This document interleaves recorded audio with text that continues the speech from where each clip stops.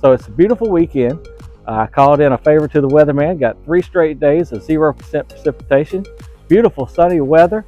So we decided to take one of the yachts out of dry dock, come on down to St. Simons, one of our favorite places. I think you're going to see why. It's one of our favorite places to go.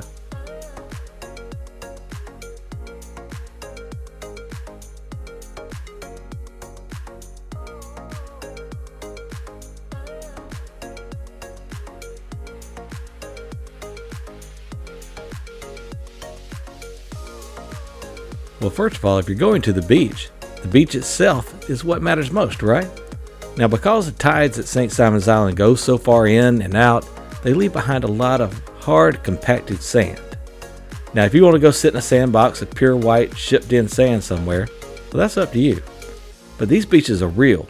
They're natural, and there are spots of soft white sand, but the compacted sand allows for a huge range of activities and makes it much easier to walk and bike or drag your beach cart around. There's just so much going on. So it's a Saturday on St. Simons Island, and this is about as crowded as I've ever seen St. Simons Island. This is what's called bustling here, and that's why I like St. Simons Island, because even when it's crowded, it's not crowded.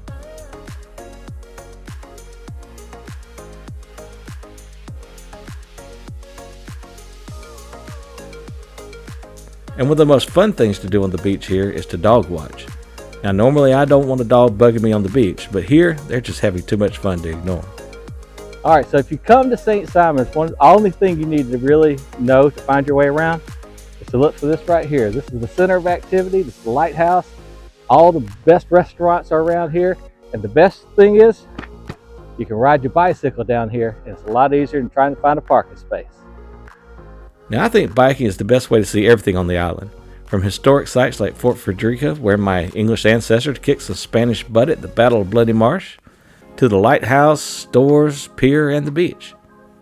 But while I prefer biking, you can certainly get around in many other ways. Walking, jogging, strolling, golf carts, kayaks, and some really big kayaks. Even horseback. Well, unless there's dogs around. You can stay anywhere from simple inns and hotels to condos and luxury vacation homes. But I've found I'm becoming a Vrbo guy. I like little cottages, their quirks and all. And our little cottage, which sat on the former site of Fort St. Simons, was a super short walk to the beach.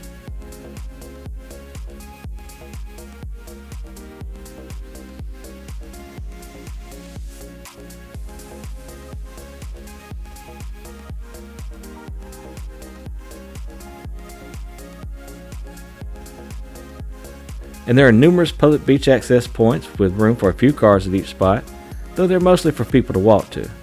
If you want a big parking lot and main public beach area, head to the Coast Guard Station area, which has outstanding facilities if you're coming over for just a day at the beach.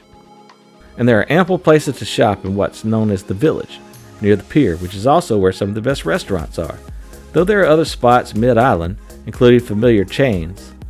But there's some really great food in the Village. I often grill out when I'm here, but you've got to try a restaurant or 2 or 5 here. In short, St. Simons Island on one hand seems laid back, but it's flourishing with available activities. And we always have a great time. This is no wild and out party place. If that's your vibe, more power to you, but don't bring it here. This is more classy, relaxed, and quiet. Now, the only question is, where will the next beach trip take us? Well, we've been lots of places, lots of different beaches. We've tried quite a few now, and we always end up back right here in St. Simons because it's the best. It's our vibe. It's relaxing. It's chill. It's always interesting and always beautiful and delicious. Tons of great food to eat. And it's just wonderful. We always end up back here. Well, sounds like the next beach trip will be St. Simons once again. And that's perfectly fine with me. Till next time.